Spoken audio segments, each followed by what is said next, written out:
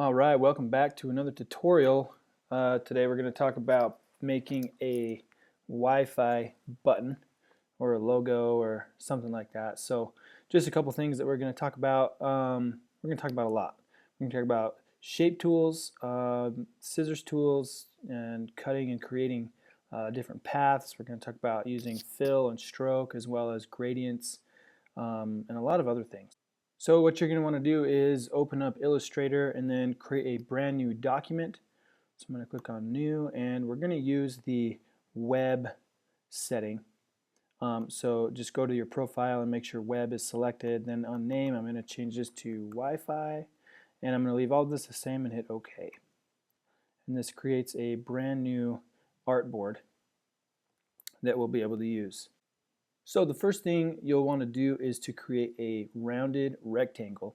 So I'm going to go over to my shape tools and I'm going to click and hold and get the rounded rectangle tool.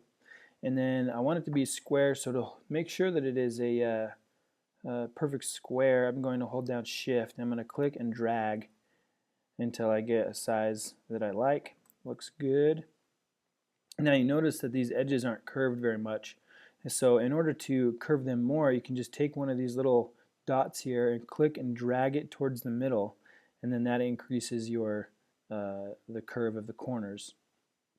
And just get it to where it's something that's fairly curved, not too much though. Now what we want to do is fill this with a gradient. I want to make sure that my fill is selected over here by the tools, and then I'm going to go over to the customizable toolbar over here and click the gradient. And we're going to create a gradient in here, and my type is going to be linear, and you'll notice right away that it's black and white, and that's something that I don't necessarily want. And so if I double click each of these little sliders, then it pulls up the colors. Now if you have something like this, if you're using this one, then what you may do is go up to this little drop down and make sure that RGB is selected, then it gives you the colors. For right now I'm just going to use the color swatches, and we want to go from kind of a dark blue to a lighter blue. And so I'm going to first select the light blue color, and I'm going to go double click on this slider and I'm going to choose the darker blue, and that gives me my nice gradient here. And if you wanted to, you can move this guy around and kind of change the way that it goes. And then on my angle I want to change it to minus 90 degrees so that it starts up at the top as the lighter blue and then goes down to the darker blue. And then last thing, I want to make sure that I don't have a stroke put on here. So over here, if I select my stroke and I hit the none button, then I ensure that there is no stroke. Now what we're going to do is we're going to create kind of a border around this by creating a brand new shape. So with this shape selected, go up to Object, Path, Offset Path. And you're going to want to play with this because it all depends kind of on the original size of the shape, but I'm going to set mine to 8 pixels, which is right here, and then hit OK. And it made a bigger shape, okay, because essentially what it did was it just expanded the shape proportionally on all the edges. So now what I'm going to do is I'm going to grab my move tool and I'm going to rotate this 180 degrees so that it gives me kind of this, it looks like a beveled edge. Okay. Now the next thing that we're going to do is we're actually going to start creating the rays of the Wi-Fi. And to do that I'm going to first select a circle. I'm going to create a circle.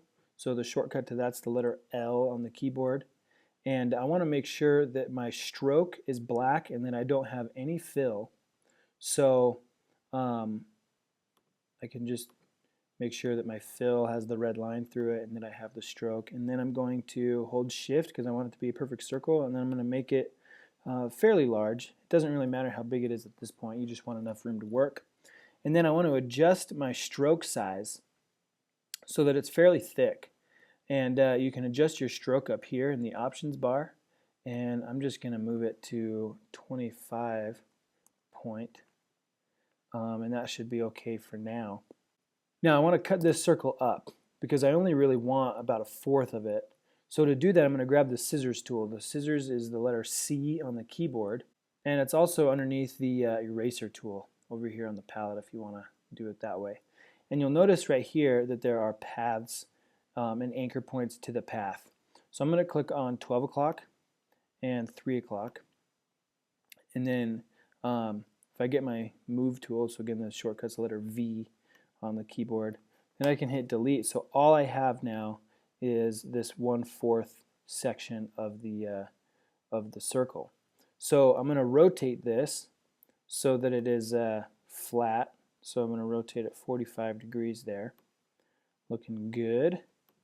And the next thing that I want to do is I want to cap these lines differently. So with this particular one, I'm going to make it so that it has rounded caps. So I'm going to go over to my line, my stroke options here, and I'm going to, where it says cap, I'm just going to pick this one that's rounded. And so now it rounds the caps. Okay. Now what we're going to do is we're going to duplicate this 2 more times. So to do that, I'm just going to make sure that it's selected, and I'm going to hold down Option or Alt on a PC, and I'm going to click and drag it down. And if you hold Shift while you're dragging it, it keeps it perfectly straight in line with the other one. And I'm going to drag it down. And so now what I need to do is scale it so that it's slightly smaller than, in width anyway, than the one on top.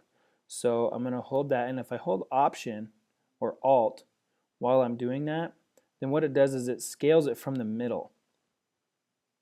So I'm just going to scale it until it looks and feels about right. Looks good. And then I want to move it up so that the white space in the middle is roughly the same size as the 2 black lines, because essentially that's a white line made out of negative space. So I'm going to do this one more time, and I'm going to scale it and bring it up.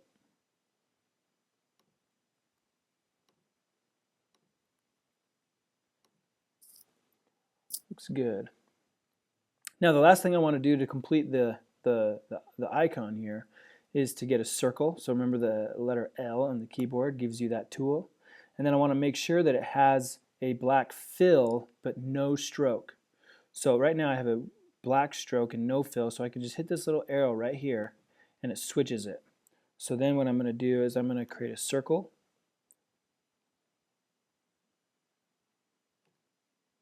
And then I want to move it so that the white space in the middle is about the same. So right now each of the rays is set to be a stroked path. And so that's why you see that line, this blue line kind of in the middle of each of the rays. What we want to do is we want to actually make those shapes. Because if I scale this right now without changing anything, then that's going to remain at a 25-point line no matter how big it gets. And there's ways that we can adjust that, but right now, since I might be doing some scaling, I want to make it an actual shape. So I'm going to select my 3 rays and hold Shift to select multiple, and then I'm going to go up to where it says Object in the menu bar, and I'm going to go to Expand. Leave all the options the same and hit OK. So now you can see that that blue line is now on the outside. That means that it is a shape. Next, I want to select all the parts of the ray, of the logo here, so that all the rays and the circle are selected. I'm going to group it together. So to do that, you can hold down Command or Control on a PC and G, and that groups it together. So now I can just click on one of them and move them around instead of having to select all of them with Shift or dragging a box or something like that. So I'm almost ready to put this over here. Got to change the colors. What I want to do is add a gradient to this so that it goes from kind of a white or a light gray to a dark gray. And I'm going to make sure I have my fill selected. I'm going to go over to my gradient, and I want a linear. And right now it sets it to the blue one because that's what we used prior. So I'm just going to go in and change my colors to be, you know, this darker gray and the lighter and the white. And I want to change this so that it's at 90 degrees, so that it starts out bright white at the top and the dark gray at the bottom. And again, I can use these little sliders to adjust the amount that we're seeing. Lastly, what I want to do is add just a straight gray stroke. So I double click on my stroke and pick a gray that's not super dark, and then I'm going to increase it, the weight of the stroke, to something that I like. So maybe 5 point. That looks pretty good. Now I can move this over to the square, and I want to center it on that square, so I can just use these guides. And if you want to scale it, you can do that. So I'm going to scale mine just a little bit, and there it is. So it's looking pretty good. Just got a few more things that we got to do. We're going to kind of make it look shiny. And so to do that, we're going to use some really fun tools. The first thing that you want to do is select this inside rounded square, and then you want to copy it. So Command or Control C to copy it, and then what we want to do is we actually want to paste this directly on top. So in order to paste it directly on top, I'm going to hold down Shift and Command or Control if you're on a PC and V, and you notice that it pastes another one directly on top of everything.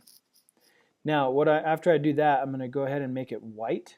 So I'm going to open up my fill, go to white, and it should look like this. Now what I'm going to do is I'm going to grab the ellipse tool or the circle tool. Remember, that's letter L on the keyboard. I want my fill to be white. I'm going to drag just a kind of a oval, flatter oval, and then that should go down about halfway. Now I'm going to hold Shift because I want to select both the flattened oval here and the white square. So after selecting your Move tool, go ahead and Shift and select that one and this one so that they both are selected. And then what we're essentially going to do is we're going to use the Pathfinder tool to get rid of everything but where the two shapes intersect. So to get your Pathfinder tool, you can go to Window, down to Pathfinder, and it'll show up here or somewhere, and if you want to add it to your customizable toolbar, you can go ahead and do that. And then I'm going to select this one right here. It's called Intersect. So I'm going to click on this one right here, and it'll delete everything but where those two shapes intersect. Next, I'm going to drop the opacity of this so that it's not so, it covers up everything. So I'm going to go over here to this transparency options, and I'm going to drop my opacity. I'm going to drop it to around 15% so that it's very subtle. You can see how it's very subtle there. And then next thing, I'm going to draw two other circles that are smaller. You don't need to make them the same size, but this is kind of like makes it kind of look like it's, shiny. And I'm going to select these two circles, and I'm going to drop the opacity to maybe around 20, 25. Let's see what 25 looks like. That looks pretty good.